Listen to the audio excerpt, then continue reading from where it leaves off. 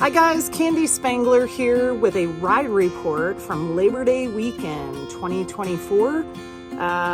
Yesterday we decided to do a route that started from Golden, Colorado up to Webster Pass and then to Georgia Pass. And what we had were 3 riders, myself on my new F900 GS, my husband Shannon on his new Ducati Desert X, and then our good friend Scott, who was on his trusty 1200 GSA.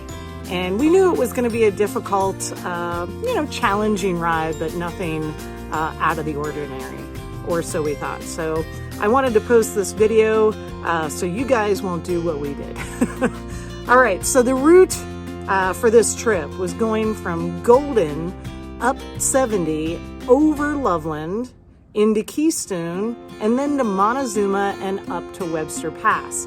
We've done this ride before. It's a beautiful ride. So we stopped at the top of Webster Pass, grabbed a few obligatory pictures. It was a great day, perfect temperatures.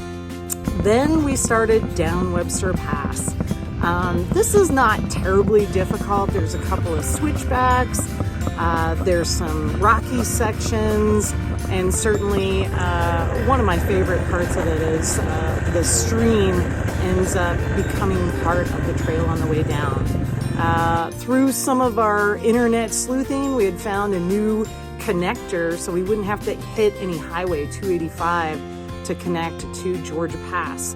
So this new connector that we took was 123 to 811B, which took us across this really cool little water crossing. The water is a little dark, so it looks like it could be a bike swallowing water crossing. But after a little investigation, we decided that the sand at the bottom was nice and firm, and it made it somewhat of an easy water crossing. Then we hit 809, which was a little spicier, had some rocky sections, but opened up to this big, beautiful opening park area where you could see all the Colorado mountains, and it was really nice riding. And then you hit this graded road up to Georgia Pass. It's really not that difficult. There's some embedded rocks. It's a little rough, but for the most part, it's pretty easy. And then we stopped at the top for a quick second. I did plan this route on my Gaia app, and what I do is typically I'll pick a point towards the top. So like Georgia Pass, I put a drop pin there, and then I knew that it would take us down to Breckenridge. And I did study the map a little bit, but didn't look too closely. My error. And then, so it took us on a different route than I think we had intended and that we had heard others ride. So this route that we were talking about, we were supposed to take 355 down towards Breckenridge. What really ended up happening is we took this area, this trail here, designated for Jeep, and we ended up. It was beautiful up top, a little technical, didn't seem anything out of the ordinary. And then before you know it, we're heading down these really rocky sections. They got spicier and spicier, and you're like, oh man, this is challenging. I knew that Georgia Pass was going to be challenging. And then we come across this. This is called Son of a Bitch Hill, SOB Hill. We found that out later. But this is where we ended up stopping. We saw a Jeep was halfway down, rock crawling, and then there were these 2 little bikes, probably like less than 250 cc's. They were dead biking down after the Jeep got through, and I ended up walking it. It was it's about 150 yards of steep, loose rock, big boulders, ravines, off camber. It's really not meant for a big bike. We had no business being there.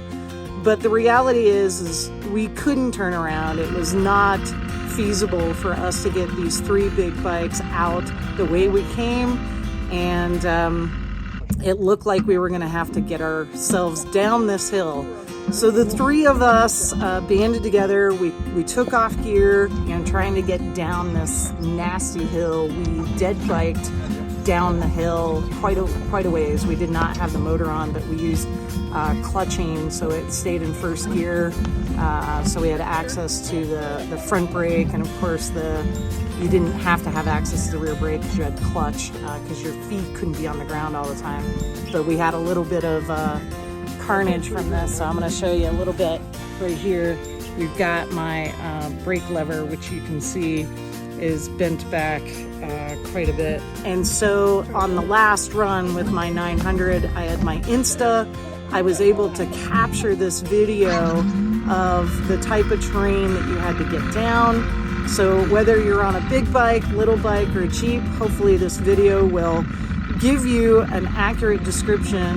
These videos never do a nice job of showing how steep it is, but hopefully you can see with the sliding of the front wheel and how it plows a little bit that this is a hill to be reckoned with, and I would not recommend a big bike on it unless you're just looking for a challenge. Again, Webster to Georgia Pass, not the traditional route. Then into Breckenridge, where actually to Keystone, where we had a well-deserved beer and a very late lunch. So that's it for this ride report. Keep the greasy side down, and we'll see you next time.